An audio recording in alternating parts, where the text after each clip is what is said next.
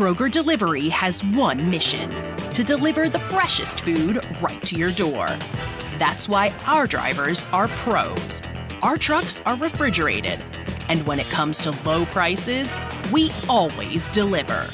With $20 off your first order of $75 or more, there's no better time to get in on the action. Mission accomplished. Restrictions apply. See site for details.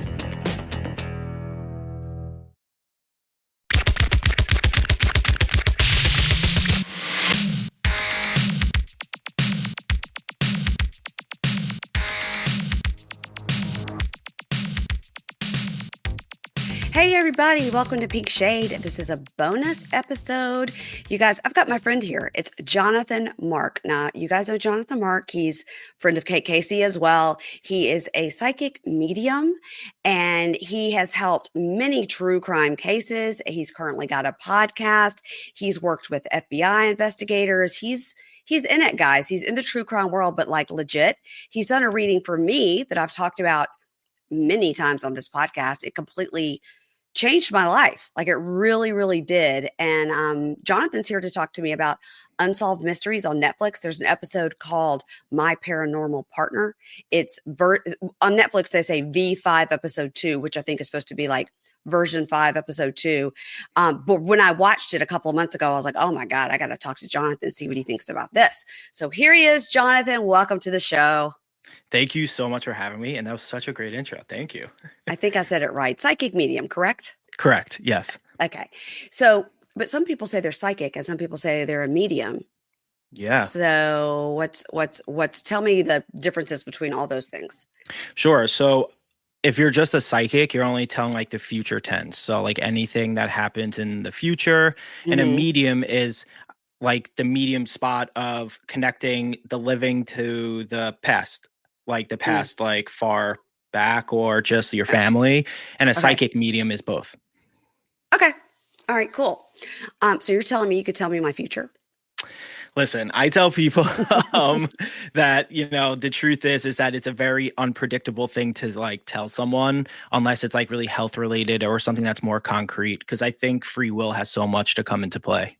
Yeah, well, that's a great point. Okay, now, before we get into this episode, I wanted to talk to you about some of the terms we're going to hear in this episode, okay? Sure. The man that is the focus of this episode, his name is Don Phillips, and he's a paranormal investigator.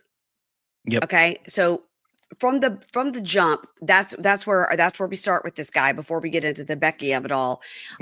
What is a paranormal investigator? Like what we would consider like a ghost hunter, somebody that's going to go in and say like, oh yeah, there's something in this house and you can sage it or tell it to leave. Yeah. So a lot of like paranormal like experts or like hunters or whatever people want to call them really go into like a location or a spot and people will notice that they have like these machines kind of with them, like these like voice box and stuff. So like they're trying to like read like the area versus like if I was to read like a person. So like the paranormal will, I guess you could say, talk to ghosts. Yeah, exactly like that. Because you see these shows and some of them you're like, is this real? Is this fake? But you go into a building, a place, let's say, and you're like, okay, everybody knows this place is haunted. People have been seeing things here for years or whatever. And then you go in and you have your little machines and things, and it's supposed to be picking up on sort of energy in the air. And you think all, in your opinion, and you're a smart guy, you think all of this is like legit. None of it is like hokey or anything. You know, I think it's a 50-50. I'm not going to lie. You know, I think some of it is obviously for TV and then some of it is probably like legitimate. Oh, okay. Well, I'll take it. So we start this show, Unsolved Mysteries, with Don Phillips. So he's a paranormal investigator, and he was investigating. He's in the UK. He was investigating he said a very haunted house by a woman named Gaynor Issett, and he said it was the most haunted residential case he's ever seen. So he's in the house, and they're showing like ring camera footage inside the house and stuff. And we meet the homeowner, Gaynor, who says when she moved in, little things would happen. Things would disappear and come back, and it was fine. But then it got bad. Things got scary. And her youngest son was talking to someone, and then she would ask, and the son would say, I can't tell you, he won't like it. And she said curtains caught fire in her house. And she said you would be walking towards the stairs and you could feel fingers on your back, like they were going to push you down the stairs. Mm-hmm. So this bad entity had turned from things disappearing to things threatening to kill her. And he said, Don is telling us Gaynor has done a lot of things to get rid of this spirit. But I can go in and I can actually maybe talk to the spirit and see, what's going on. I got this ability around age 7 or 8 to talk to these spirits to see sort of what they want. Now, is that your experience with your ability? Did you feel like when you were young, like something was coming through you like that and you didn't know what it was? Yeah. So I think the first thing when I was young, I saw my aunt who passed away when I was only 6 months. So what I perceived as normal was not normal, I think, to now looking back and hearing things. So I do think that to some level of it, like when a child is speaking about something like that and they're so innocent, you can tell that it's true. Like they're not making up. And yes, there's some children with the imaginations and they'll say some things. But when it comes to someone when you're so young, I guess speaking about fact of walking into a place, but most of the time when I do readings, it's with the person. So I would I've never really walked into a location and read off of the location before so much. So it's hard for me to kind of compare with that. But I think it'd be kind of hard because you can't validate. And I'm all about the validation side of things. If I walk into a building, I can be I feel 50 people, Right. and it's how can you validate that? You really can't unless you have a family member that lived there or worked there or etc. But when it comes to the feeling the fingertips and all that, I still feel that to this day. I just never met an energy that tried to hurt someone. Okay. And that's interesting, right? Because you're kind of purposely contacting people usually. Yes. Right. And it's not just you're going through the grocery store and something comes to you. No, you're usually sort of sitting. Oh, it does. Ooh. Yeah. No. It does. I can't control it, but I've learned to ignore it, if that makes sense. Because I'm just an open floodgate, I guess. But like I said, I've never really had an experience where an energy or an entity try to harm a human or someone. Okay. So that's interesting, right? Because you're saying everything you're doing has felt as positive, and I feel like what we're going to get to here is mostly it's positive and kind of until it's not. And so this thing that was in Gaynor's house was starting to make threats and the touching and all that, and she was like, obviously I can't live like this, right? And the whole thing about children, you hear that constantly, my kid said this and you're like, or my kid said there's this person in the closet and you're like, what? Yeah. And it's just because they are open and they don't think that there should be anything wrong with that person. Right. It's weird. Right. But it is because kids are so open. Weird.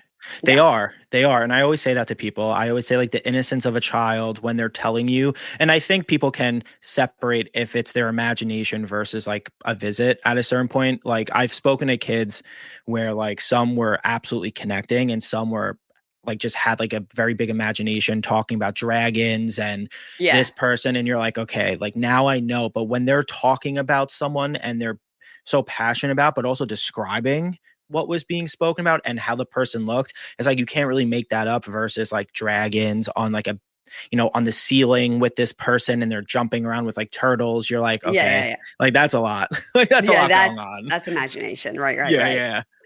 So, this Becky now shows up here at this house, at Gaynor's house, and Becky somehow spoke to this dark entity and got rid of it. And Gaynor says, after that, this spirit was quiet and didn't show its anger anymore. So the spirit must have still been there, but just not doing these destructive things. And so he said, from being there and having Becky whisper to him and all that in that house, he said, well, maybe I'll invite Becky to go with me and help me, which I was like, okay. So we're okay, Becky, we're best friends now. Right. Let's go.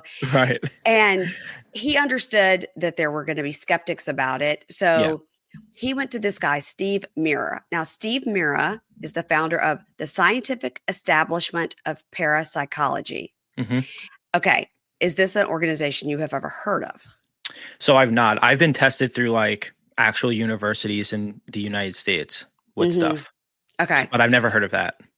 The Scientific Establishment of Parapsychology. So it's interesting. So, everybody in this show looks very British, right? He's Mhm. like has like a tweed coat. Yeah. He's like an old Yeah. British guy. Yep. And Steve says, I heard about Don by watching him on the internet.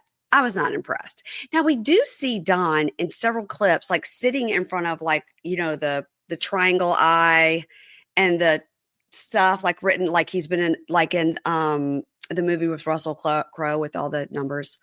Oh yeah. I know. What?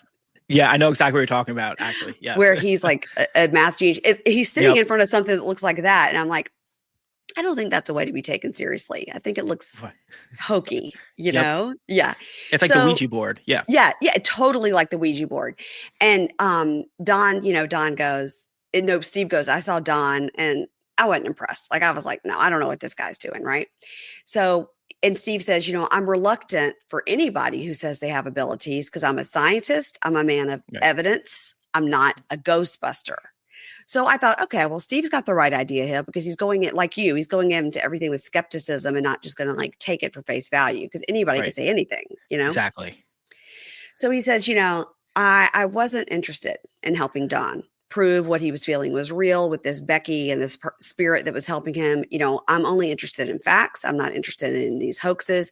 But Don kept persisting. I was like, please let me just I need somebody else, to validate me.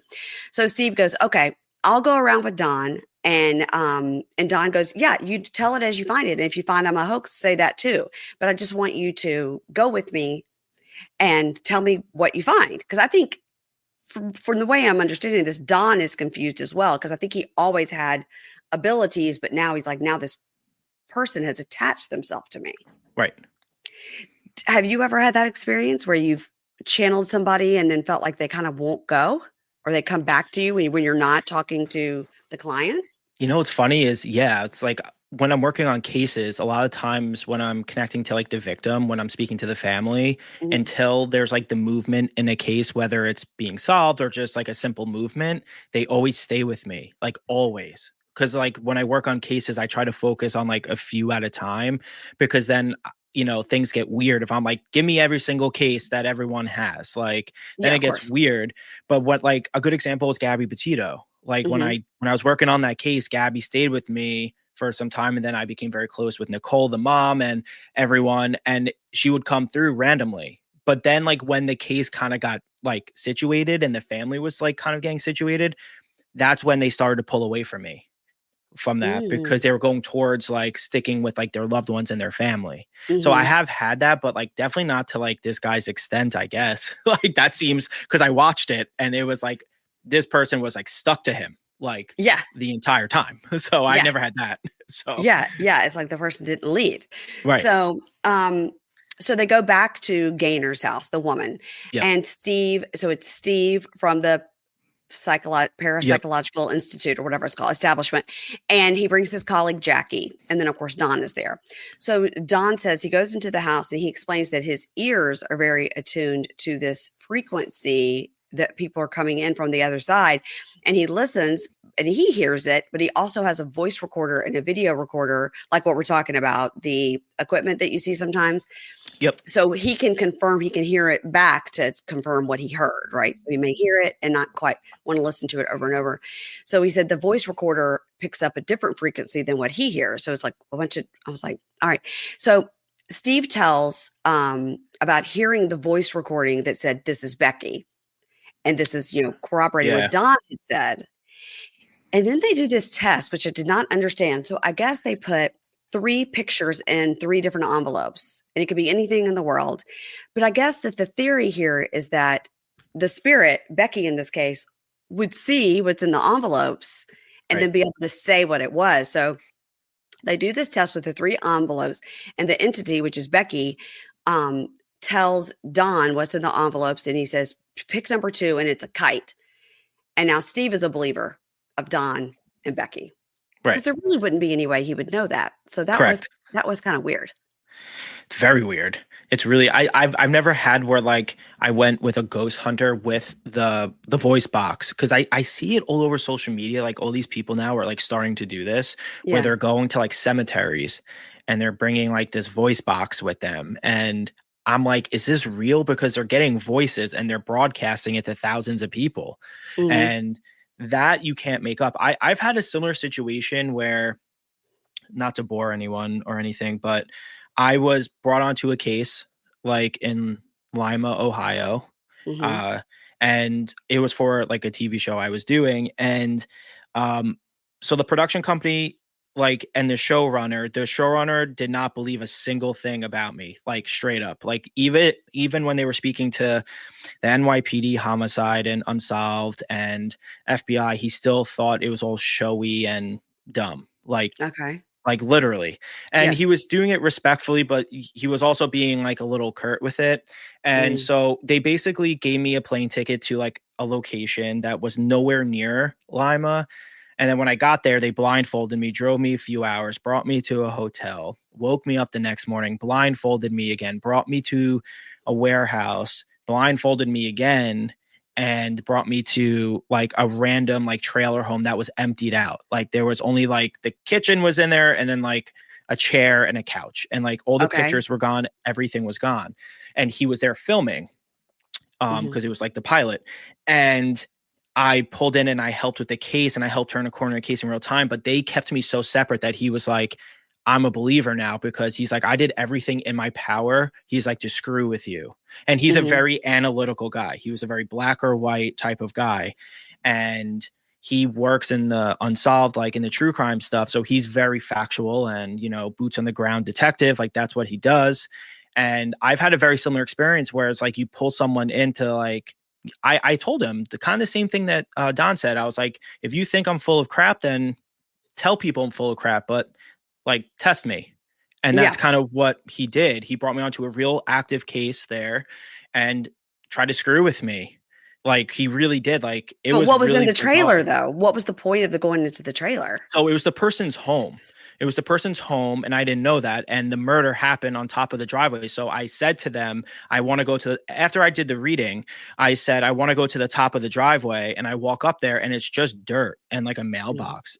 And the guy came up to me, the showrunner, and he goes, that's where he died. Like that's Mm. where he was murdered, was right here. He goes, if you look, he goes, I tried to rake it, but he's like, if you look, there was like a cross for them there that he had to pull out of the ground because he didn't want me to see like that, Yeah. like someone passed away there. It was like a whole thing. And then I'm sitting back and I was just like, I was kind of pissed.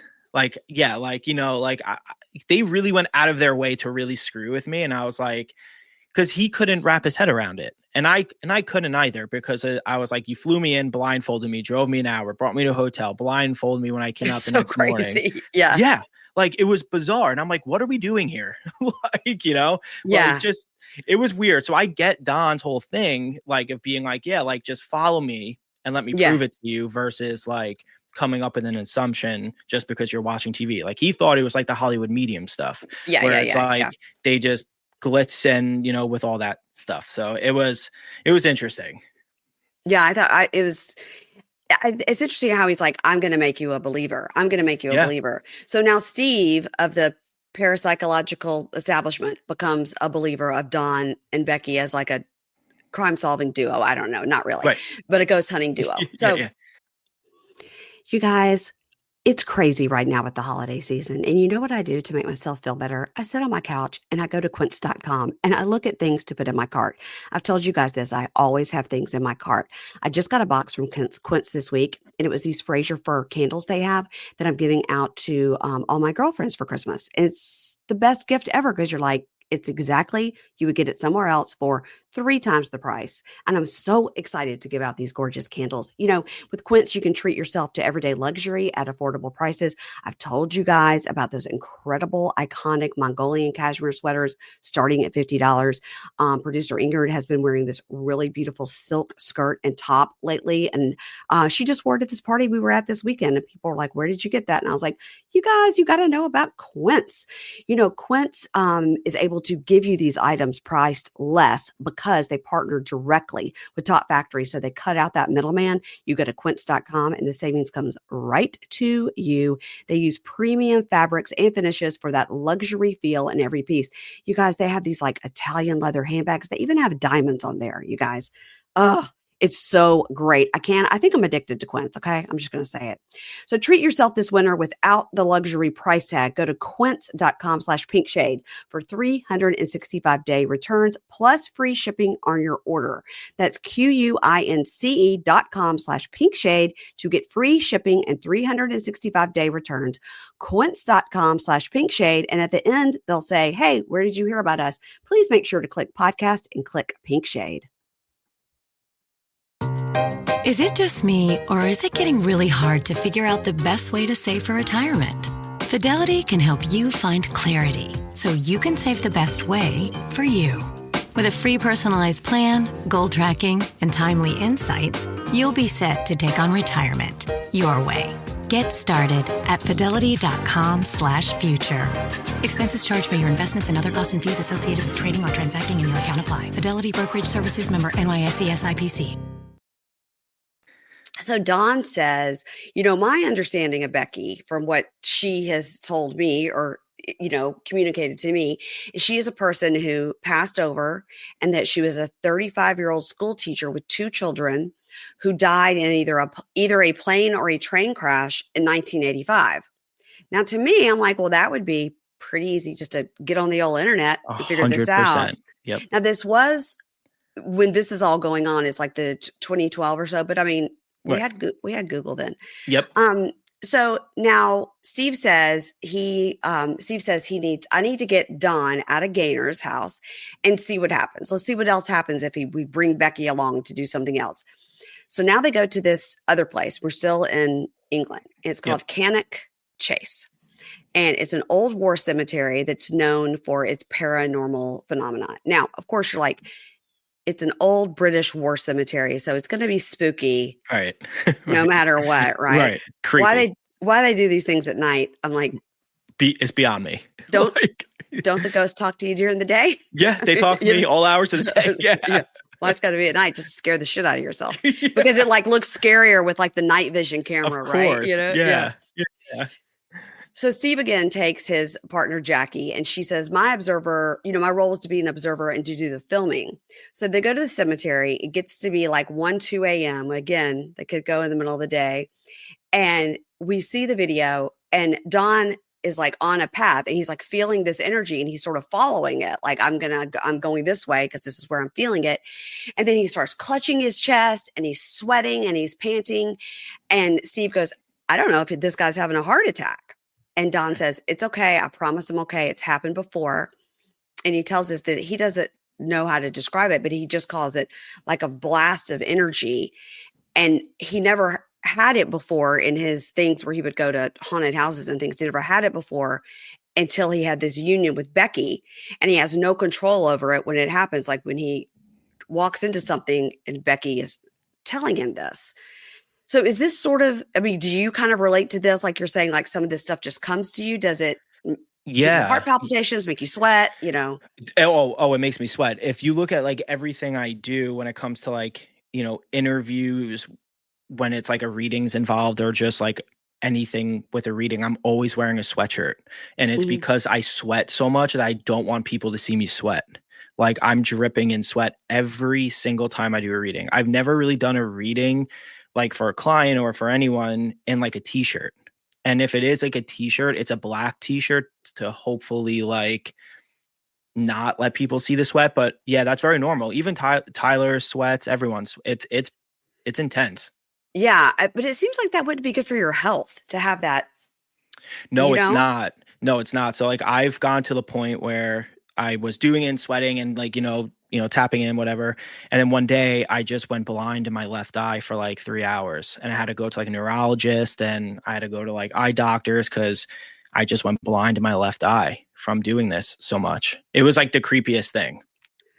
And so as you've gotten older, have you learned to, like you said, like if something does come to you in the grocery store, you've learned to, because if you walked around with every single entity trying to come at you, you would be in a panic all the time. Literally. Right? And yeah, and I would be drained every single day, like more than I am, and like sweating.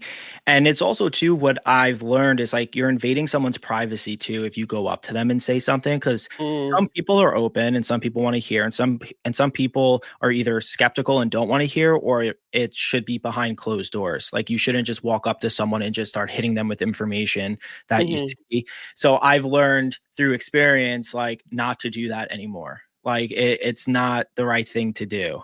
But if like when I go into concerts or anything, my wife sees that, she's like, he needs to go. Like I just get super overwhelmed and I'm sweating and I can't be around like a crowd.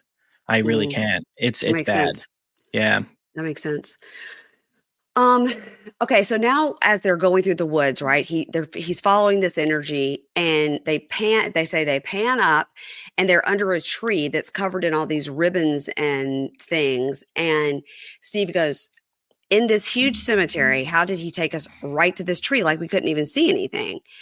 And Don says, I'll have to like ask Becky. Like, I don't know. And then Becky says, there's going to be another tree as well. And Don says, I have no idea why I was taken to that tree. Like I assumed when I got there had been like a suicide or a murder or something had happened there. And then they find out that in that cemetery, a murderer had buried 3 kids there. And and then all of these things were people come and tied ribbons and left crosses and all these things for this murder. So Becky had led them there. Right. So weird. So Steve says, okay, obviously Becky is with him. And sometimes when we say this is going to lead us to the term possession, which is usually not good. But every time I go and do something with Don, the bar is getting raised every time. Something crazier and crazier is happening.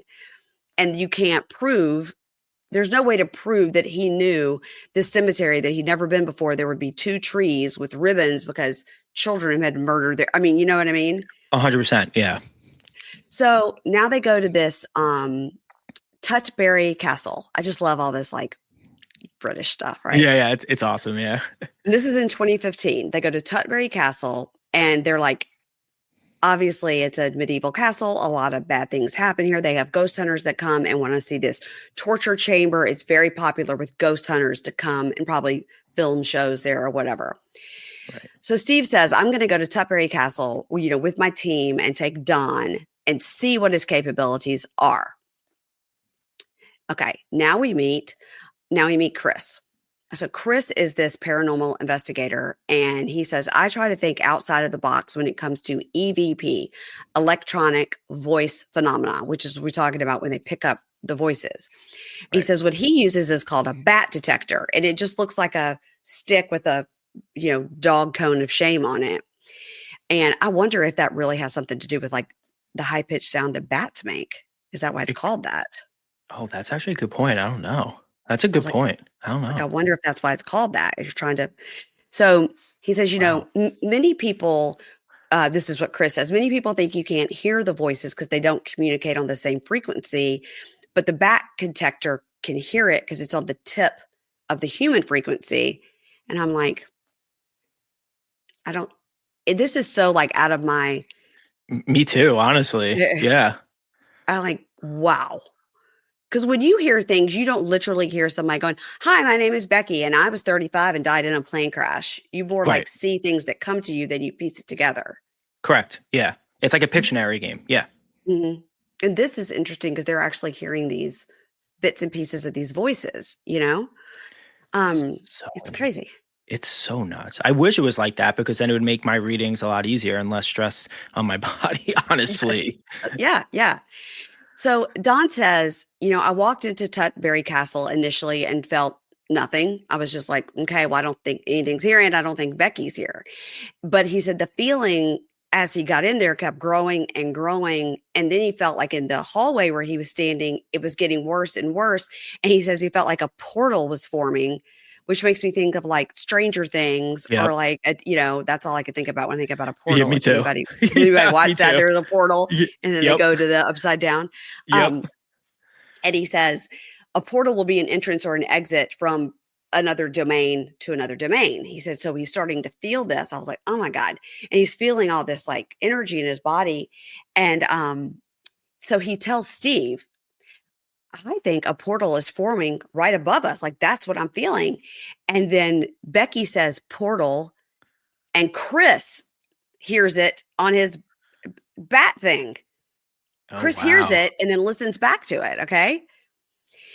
So he says, Chris goes, I felt it. And then I felt this energy come over me and all these emotions come over me. And I was reduced to tears and I didn't know if I wanted to laugh or to cry.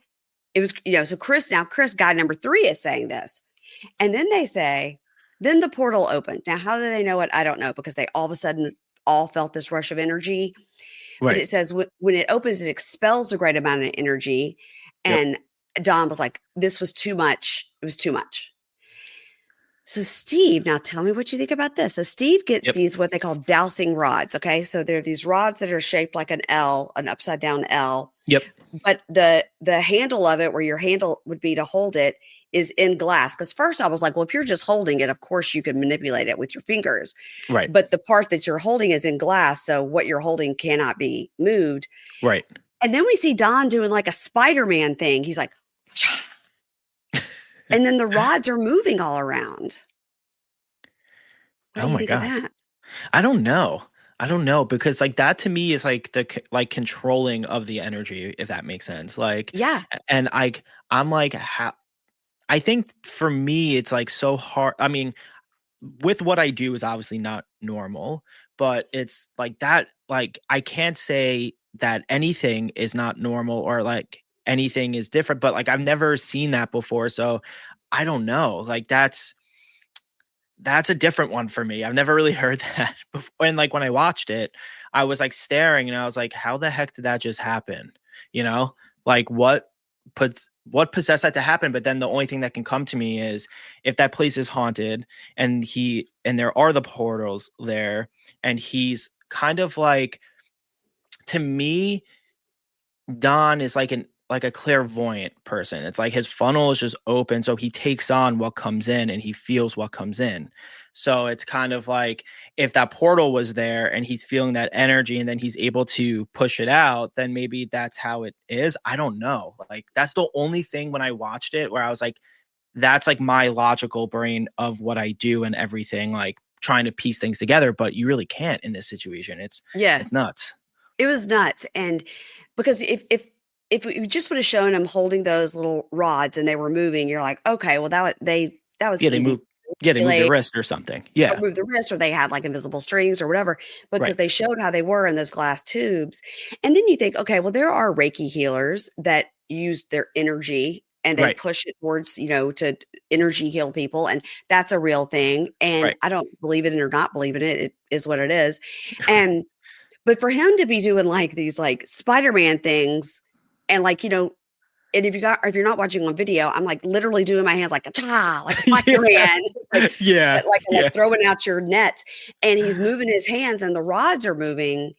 And Chris is like, yeah, that was completely crazy and completely wild. And I think Becky exists. I think Becky was there helping him do that. And there was this portal. And I'm like, if I was Don, I would be scared to go to sleep. I'd be like, oh my God. Yeah. I would like, who's going to get me? Well, it's like the worst. Like when I don't want to say it's the worst. I don't want to say that. But when I do readings and stuff, when I'm like the night before, when I have a client or whatever, they'll come to me and they'll twirl. I can't speak. They'll like play with my hair. They'll rub my back. They'll like get my attention, and then they'll start flashing like names in front of me to show me like who they are and who I need to focus on. And like, it's creepy because if people don't know, like my mom does my appointments, but she keeps it so separate from me. And a lot of the times people obviously give fake names and stuff. Like that's just what it is. And that's fine. But they do come like the night before. Like, and it's the weirdest thing. Super weird. So I hate going to sleep. I hate it and I don't sleep. Oh my God. Now I'm scared for you. Yeah, it's the worst.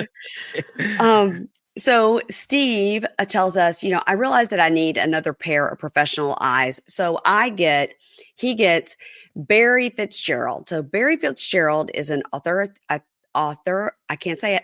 I can't say it. I couldn't say an authoritative figure. I couldn't say twirl, so don't worry. In the paranormal for over 35 years, he's an investigator and an author. He's been investigating. He's written a lot of books. So Barry goes, all right, bring this guy to Ireland and let's see. I'm going to really get him with our Irish ghosts, right? Yeah. So like you said, they took him to Ireland. He'd never been to Ireland. They didn't know where he was going at all, just like what they did to him before. And Steve himself, who was taking him, did not know once they got to Ireland where they were going, because they got there and then they put him in a car and took him somewhere. They're really trying to make sure they have no information about where they're going beforehand.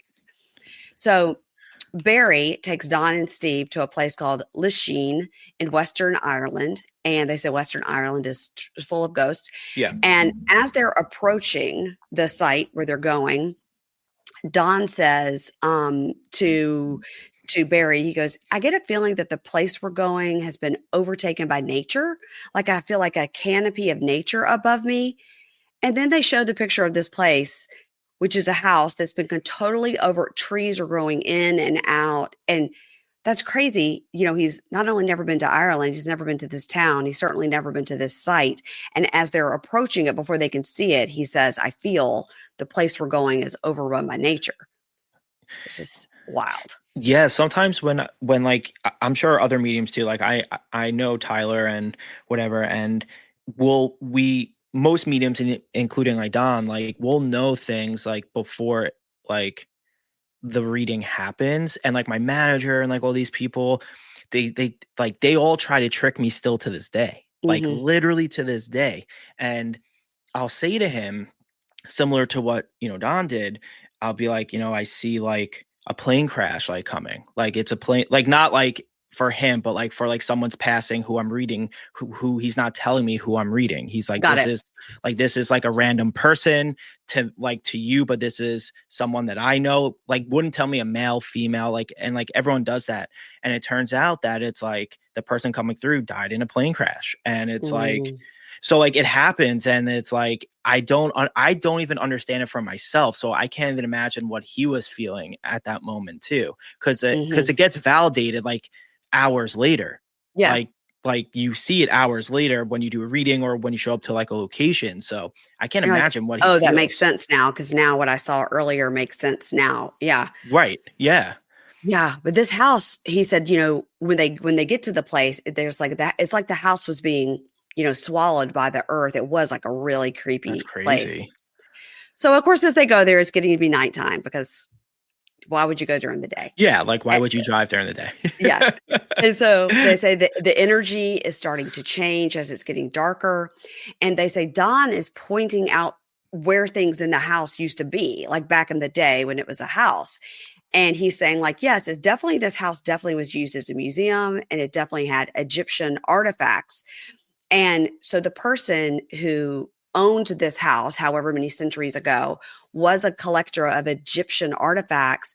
And he, in fact, had an entire floor dedicated to mummies and artifacts obtained illegally from Egypt. Oh my God. So that's not something you want to mess with. That's like a movie. Yeah, that's like literally like The Mummy, the movie. Right. Yes, right. And so Don says, the thing that is here and listening to us and talking is angry, it's destructive, and whatever it is that is here doesn't belong in this place. It's from another place. And he's breathing heavy and he's upset and everything. So Barry, I like Barry. Barry goes, well, this is no ordinary haunting by great Aunt Betty. He says it was a jinn, a Jinn, And he says the Western term usually is genie, and it means something trapped in an object, like a genie trapped in a bottle. Right. But it's a jinn that is trapped inside an object, like a demon of the desert that needs to be respected. Right. Have you heard this phrase, the jinn, the Jinn, the jinn? No, I haven't. I really have not. Something's trapped in an object, but you're like, okay, a genie in a bottle. Where did that come from? It comes from this. Right. Like if because there's movies too all the time where like they hold an artifact and Yes. then all of a sudden like this dark energy comes out because they played with it or something. Yeah. But it was trapped in it. Yeah, I know. Yeah. You're too young to remember the Brady Bunch, but that happened on the Brady Bunch.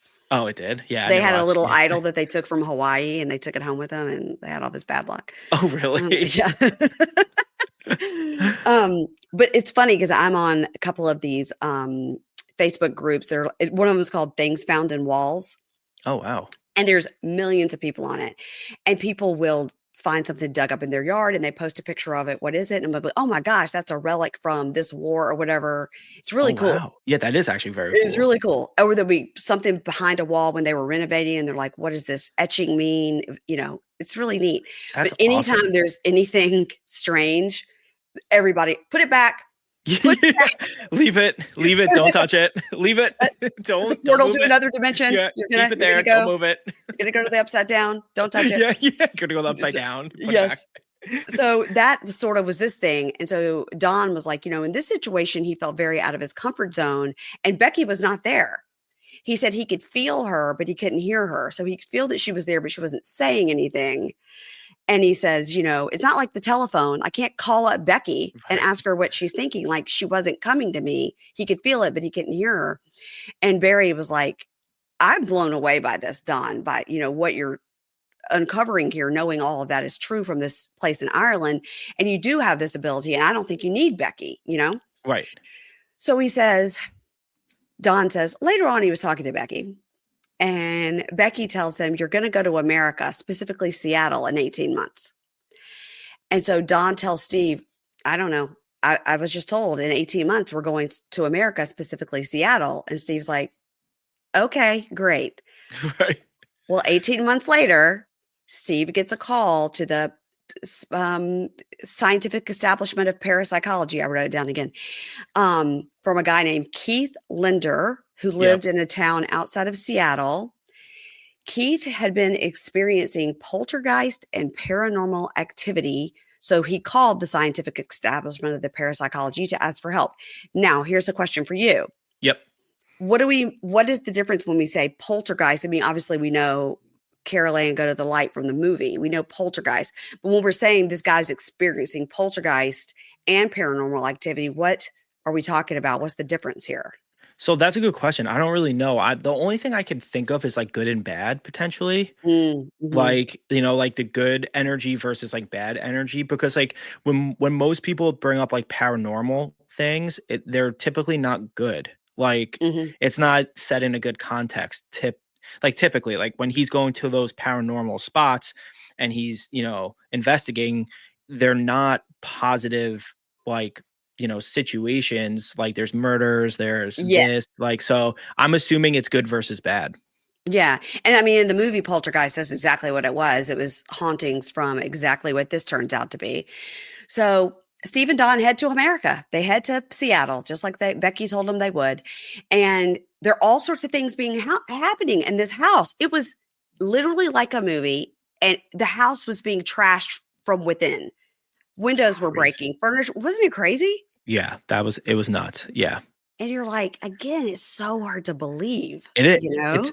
It is. I've seen like people call me and they'll be like, can you tell a spirit to leave like a home and stuff? And I'm like, that's not what I do, but I can connect to them and through validation and stuff, like kind of get to the root of things. But like seeing what I saw in that episode, I'm like, I've never seen that before. Like that was crazy. And you're like, I don't want to connect with that kind of person. No way. Like I want to stay away. So they research and they find out the house was built on a Native American burial ground.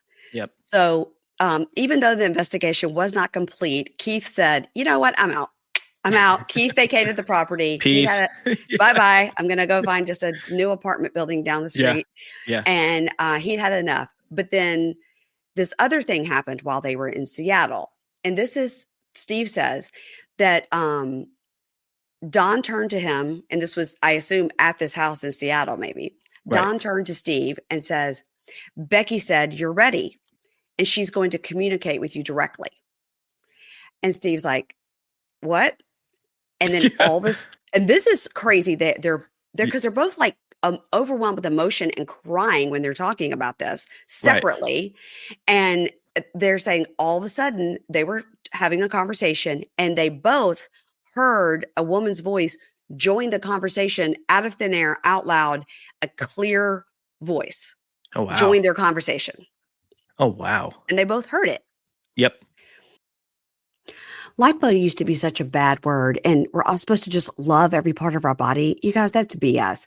You deserve to get the body you want. I've had 2 kids. Getting your body back is really hard, and I get it because you can exercise and eat right and do everything, but you gain weight and you lose weight, and sometimes you have those stubborn pockets of fat.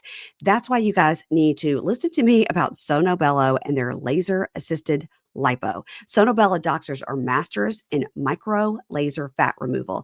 It's a technique that removes stubborn fat permanently. Whatever is your problem area, like it could be your tummy, your love handles, your thighs, your arms, wherever it is, your underarm pit area. Everybody's got an area that they want to have a little work on. And you could go and get it removed in one comfortable visit at Sono Bello. And right now they're offering the best deal of the year. You're now included in their friends and family holiday savings event. That's right. You're going to pay the same price that Sono Bello family and friends pay, but the appointments are limited, so you need to get on it. You guys go to their website, check out the before and after pictures. I recognize myself in quite a few of those before pictures. I'm like, that is exactly what I look like. And the picture on the after is exactly what I would like to look at. So eating healthy and workouts are great. Keep doing that. But if you want to lose that stubborn fat in one visit, check out Sono Bello. Save big during Sono Bello's Friends and Family Holiday and Fall Savings Event. Schedule your free consultation now at sonobello.com/pinkshade. That's sonobello.com/pinkshade. sonobello.com/pinkshade. Is it just me, or is it getting really hard to figure out the best way to save for retirement? Fidelity can help you find clarity so you can save the best way for you. With a free personalized plan, goal tracking, and timely insights, you'll be set to take on retirement your way. Get started at fidelity.com/future. Expenses charged by your investments and other costs and fees associated with trading or transacting in your account apply. Fidelity Brokerage Services, member NYSE SIPC. So there were no recording devices needed because they heard it. And Don knew it was Becky, but he had never heard her like that before. And he's never heard it since, just when he was with Steve that one time. So Steve is like, I'll never forget that experience. It bothered me because I was so overwhelmed with like an emotion that I can't describe. And I had no control over my own body. Right. I buckled. I fell to the floor. I couldn't breathe.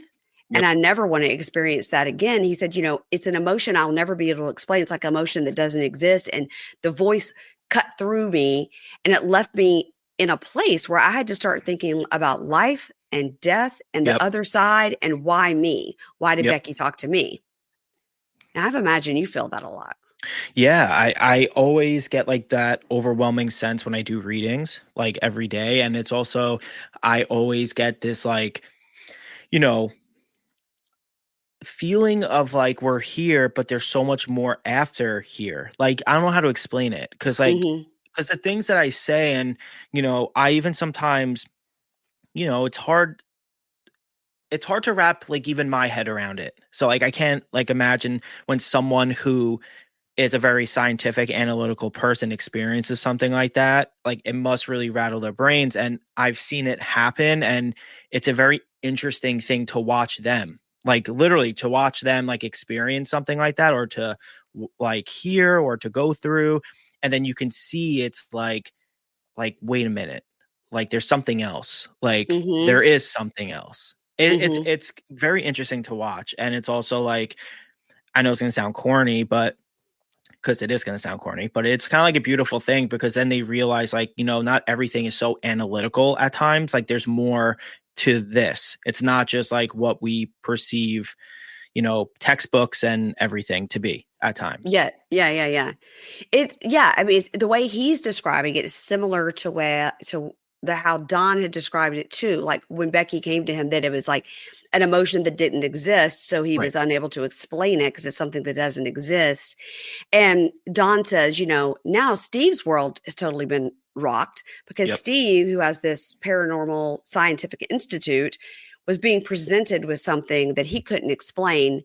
He was led to believe, okay, now I do believe there is an afterlife. He's been studying it all these years. And, the two of them, Don and Steve, could not believe that they heard Becky's voice completely clear like that, and never before and never since. So now Barry says he's going to look into who Becky really is. Right. And he says he can't find any record of her existing at all. Now, I think it'd be pretty hard to narrow down every plane or train crash in 1985 in every country in the world with a 35-year-old woman with 2 kids, Right. So unless there was more information on Becky that was specific, and he says that specific thing, it didn't happen in England, it didn't happen, then that's kind of, but, Barry says what I think is that Becky, whatever Becky is, this entity has lied to Don and is sort of using Don as a medium, I guess, or mouthpiece, sort of, almost. Kind of like a medium. Yeah. And if this phenomenon called Becky had lied before, it will lie again. And whoever is Becky, air quotes, doesn't want to be found out. Becky doesn't want you to know who Becky is. Right. So they're like, what is Becky? Who is Becky? What kind of phenomena is it? And Barry is saying once this symbiotic relationship between, this entity and Don has happened, it's going to be very hard to break, because maybe Becky, this entity Becky, has been with Don his whole life. Yeah. And now as he's an adult, she's experiencing her whole life through him, experiencing his emotions, and the world he knows it. So in fact, yes, it is like a possession of Don. Yeah, to some degree, yeah. I mean, when you hear possession, you literally think of like the people on the bed shaking and then saying all like the demonic stuff. Yes, that's like what you think of a possession. Exorcist. Yeah. But Don seems happy-go-lucky. He seems fine. Like, is Don married? Is the wife jealous of Becky? Like, Yeah. Like, is she like, who are you talking to right now? Like, what's going on? Like, it's just Becky. Yeah, it's just Becky. It's fine. It's my gal. It's Becky. It's my friend. Yeah. So, Steve says what he has found was that Becky is controlling and powerful, but he doesn't think Becky's necessarily a negative thing, but he doesn't really know. And then Don himself says, okay, let's just say possession is a real thing, because Don doesn't really believe that. He goes, but if possession is a real thing, like we've seen in the movies, why can't possession be something good instead of something bad? Right. So maybe I am possessed by Becky. And if I am, that's a good thing, because we're doing good things for people. They're helping people. Yeah, 100%. And yeah, because I think, it's funny because I'm guilty of this. Like, obviously, it's like when you think of possession, I said The Exorcist. When you think of paranormal, I think of negative. Yeah, and that's scary. And it's like scary. But like, what I've noticed with a lot of like energies when I do readings and stuff like that, like they're all, whether it's a serial killer or not, right? Like they're not trying to hurt someone like on the other side. Like they're not, like their whole purpose is not to come through me or another medium and try to hurt someone. Or like if you're sitting at your couch and then you have a mirror above you or like a painting, and then they're just going to knock it off the wall and like land on your head and like hurt you or kill you or something. Mm-hmm. They're really there just to communicate like their story or to help. That's your experience though. But some of these people are having, I know, scary things happen, No, 100%. It's just hard for me, I guess, because through my experiences of like doing it so often and like speaking to like the worst of the worst people, like I'm speaking to like the worst of the worst people, not even just like people that committed a stupid crime. Like I'm speaking to serial killers or murderers and things. So I don't know. Like that's just my experience from talking to horrible people. Do you wonder, because this is just like my limited knowledge. You think that Yeah. that if an entity, a ghost as it were, is hanging around a house, it's not because they're trying to push the pictures off the wall or mess with people or whatever. Right. It's more that they're unsettled, that they feel like they're unsettled, so they're staying in that home where they lived. Absolutely. A lot of the times when that happens, someone would have passed away at the house, right? Hmm. And so they are unsettled, like they died in the home, or they died outside of the home. So they're at their home, or that's where their comfort was before they passed, was Hmm. that was the house. So it's like that's their comfort spot. So they sometimes may do stuff, but it's, again, I don't think it's to like scare someone if they're home alone. Then like, I've heard this, my parents have heard this, like friends have heard this. It's like if you're home alone and you're upstairs and all of a sudden you hear footsteps downstairs and there's no one home, like you Hmm. can't make that up. Like you literally hear footsteps, like Right. like there's no one there. And I've had that where I was at my aunt and my uncle's house, and it was us three, and we're upstairs. It's a high ranch. All of a sudden you hear like thump, thump, thump, thump, like someone walking downstairs on the wood. Like you hear the wood going thump, thump, thump, thump, thump. Like, and then Yeah. I walked, and then of course they're like, you're the medium, go downstairs. I'm like, I don't want to go down there. I'm like, what the hell? And What if it's an so, axe murderer? yeah, I'm like, Yeah. what? And I go down, and, interestingly enough, I kind of tap in and I find out that the person across the street from them was a ballerina like dancer. And this Mhm. is like a whole thing, but like it was like a ballerina dancer, but died and got hit by a car in the street. So she wanders from house to house because her friend used to live in the house, like where my aunt and my uncle live. Oh And my God. so the only reason why that was even validated was years later, someone was moving out and they were holding a painting of a ballerina dancer. And Mhm. my aunt's like, that's freaking weird. And she walks and she's saying goodbye. She goes, oh, who was that? And she goes, oh, that was my daughter who passed. She got hit by a car. But she was like this up and coming big like ballroom ballerina dancer. And This they're is like, the across the street neighbor is telling her this. yeah, they were Oh. moving out. They were like Mhm. retiring and going down to like Florida or something. And my aunt called me and she's like, you'll never believe this. And this is years later. This isn't like 2 months later, Yeah. or like, this is like 3 years later. So I didn't even realize what she was saying. I was like, that's cool. She's like, no, like, do you not remember you like having this conversation with me and your uncle? And I was like, Yeah. not really, because it happened so long ago. Yeah. But it's like, it's weird stuff like that. Like they'll always stay like where something happened or where they felt comfortable. At least that's Yeah. my experience.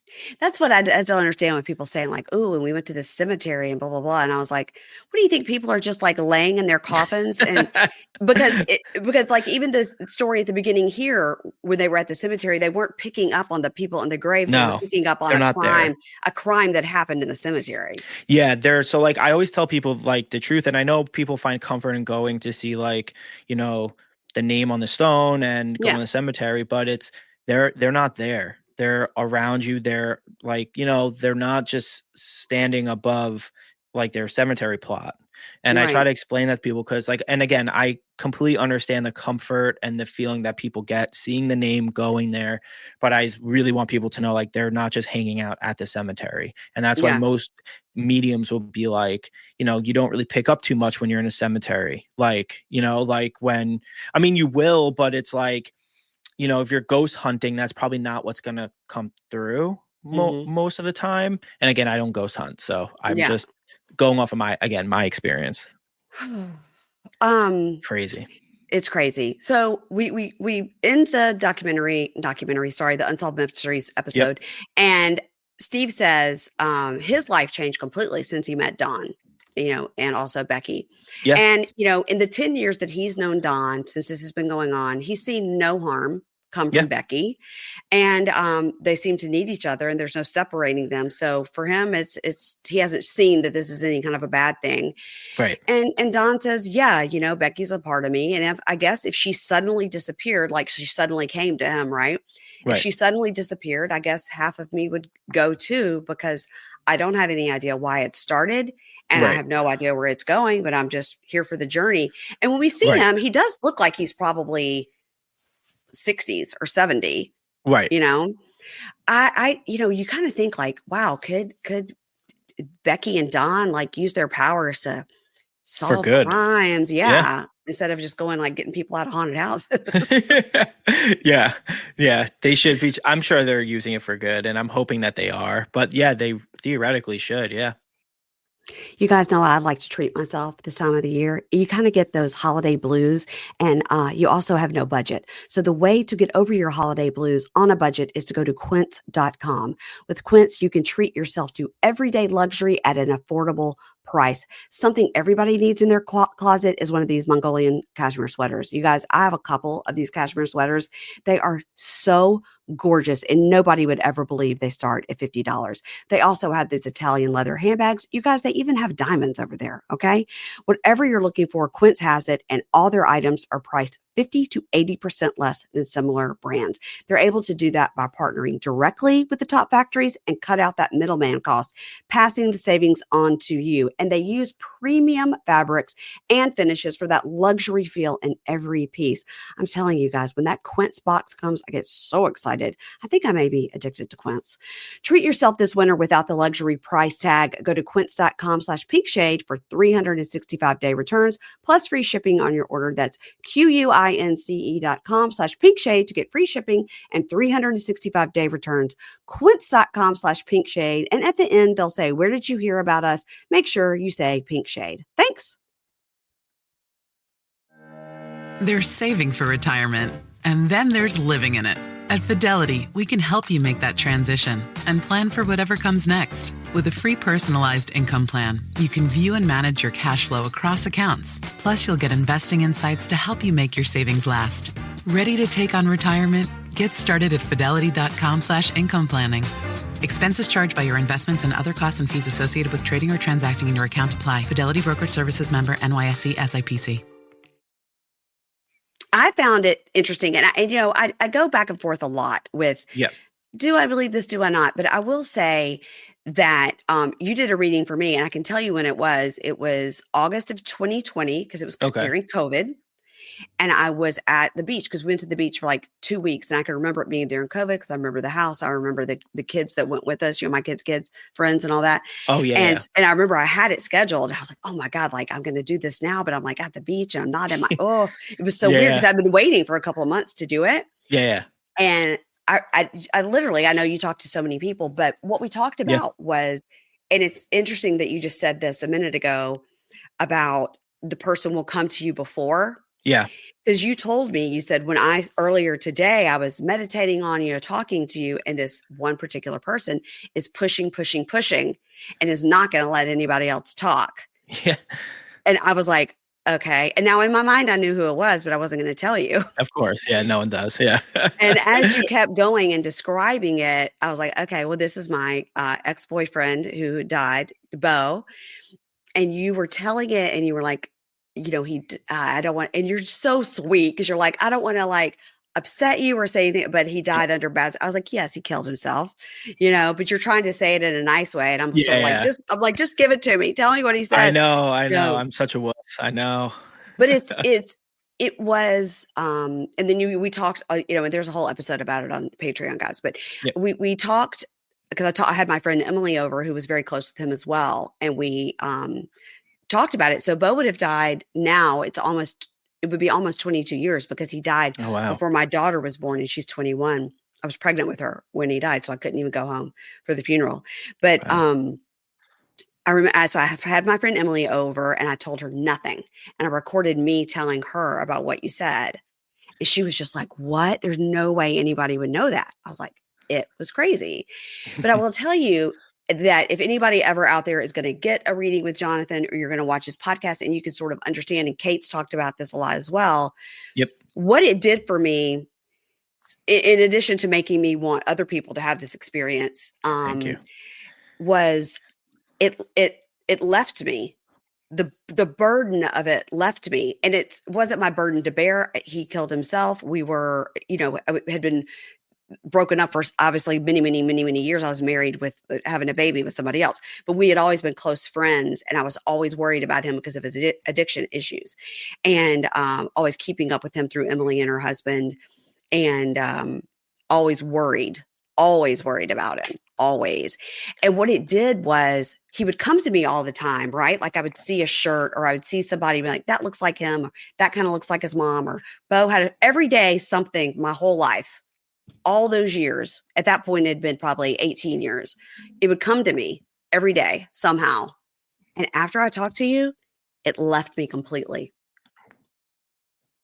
Do you Like, find that a lot? Like, I just didn't have that on me anymore. That I oh, saw like him the all. burden. I didn't Yeah, know. Yeah. So that, like, what's funny is I think it does happen a lot.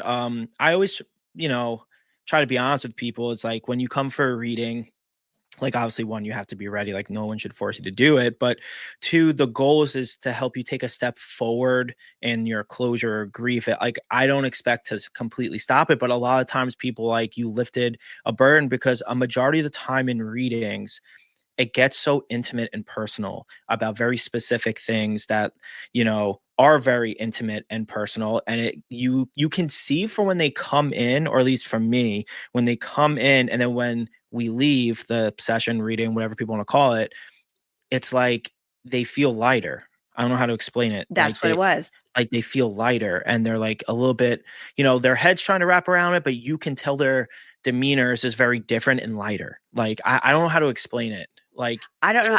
All I don't could know how to say was explain it it. felt like it literally, I felt like it left me. And I wasn't every day worried because I mean, No. he's been dead for a long time Right.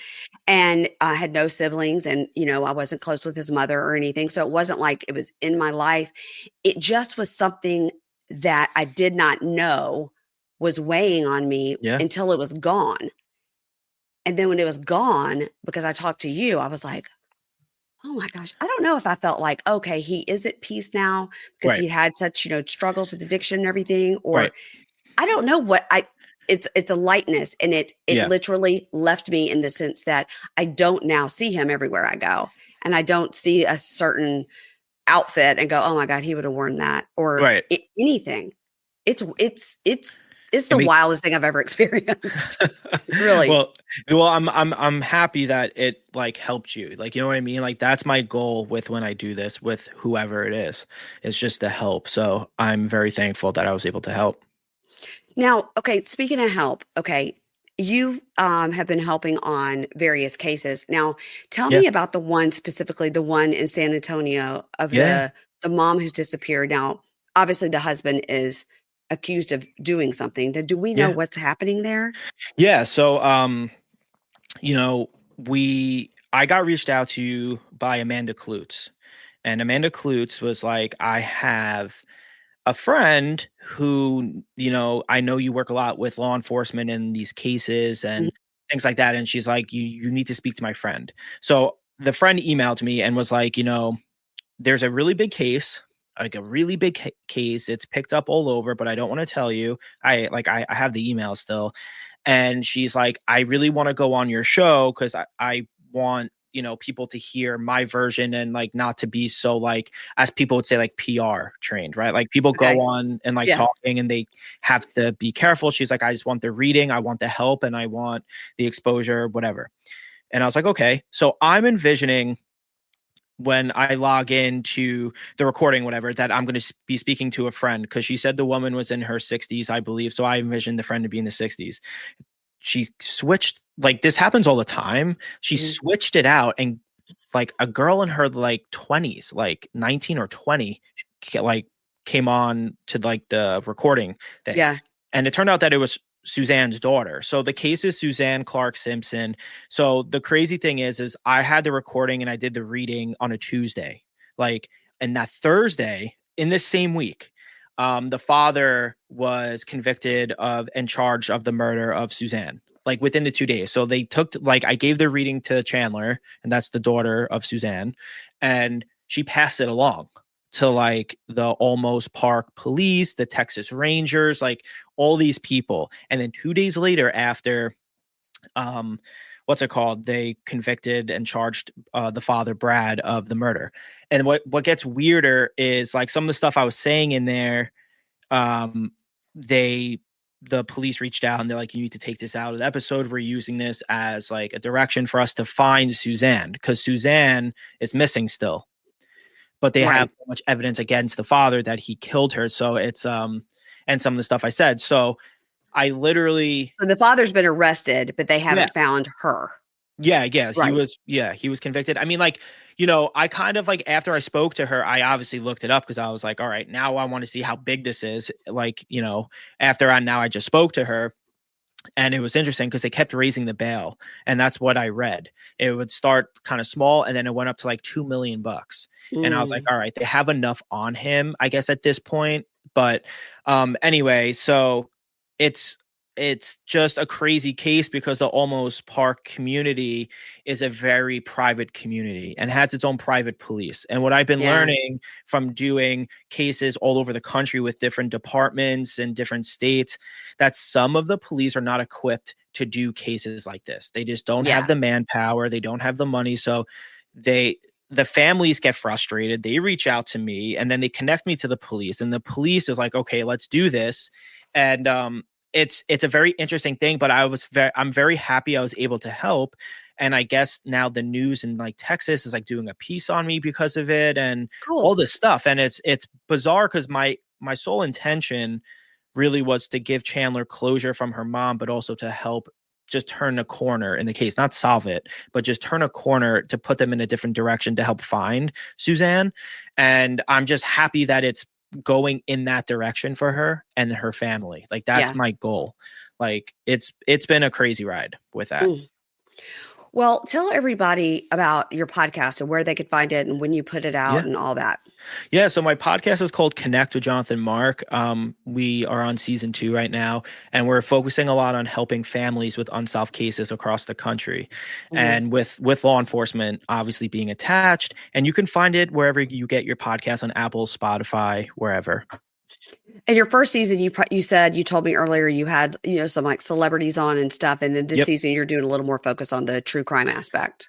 That's correct. So like the first season we did was heavily celebrity based, and I kind of wanted to help a little bit more, so I turned to like what I think I'm known for in the unsolved arena, and I've been focusing on that. But I'm still going to bring on celebrities, but we're going to be talking about cases instead of me just doing like the reading and then talking to them and everything. Like I always want to continue to help highlight cases, and like now that's my goal. Yeah. Okay. Well, it was great talking with you, and it's Thank good you. to see you Yes. again. I mean, we've Yeah. talked on the phone and we've Yep. texted and stuff, but I haven't seen you in a long time. I know it's been a while. It's Thank you been for a while. having me. Don't hang up. We're going to end, but everybody, Yeah. go and look for Jonathan's podcast. Connect with Jonathan Mark wherever you get your podcasts, and he is always doing something really, really interesting. And you have like Instagram and all that stuff too, right? I do. Yeah, Yes. Jonathan It's Mark Medium. Is that it's what it Jonathan is? Mark Medium. Super easy. So if anybody wants to reach out for a reading and get on your list, which I know your waiting list is long, should they Yep. reach out through there? And there's email. Yeah, you can go to my Instagram or my website at jonathanmark.net and just fill it out, and someone will get back to you pretty quickly. JonathanMark.net. Okay. All right. Thanks. Thank you.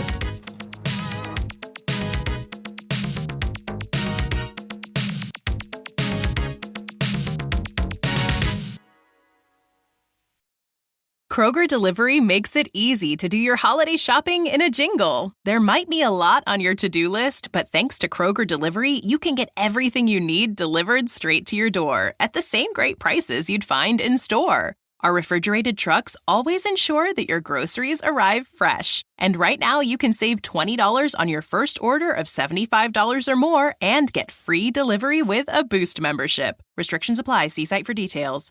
Kroger, fresh for everyone. Ads not read by me, Mary Payne, don't necessarily reflect the views of Pink Shade. If you'd like to listen to ad-free, you're going to go on over to Supercast or Patreon, and you can find the links to Pink Shade Prime at pinkshadepodcast.com.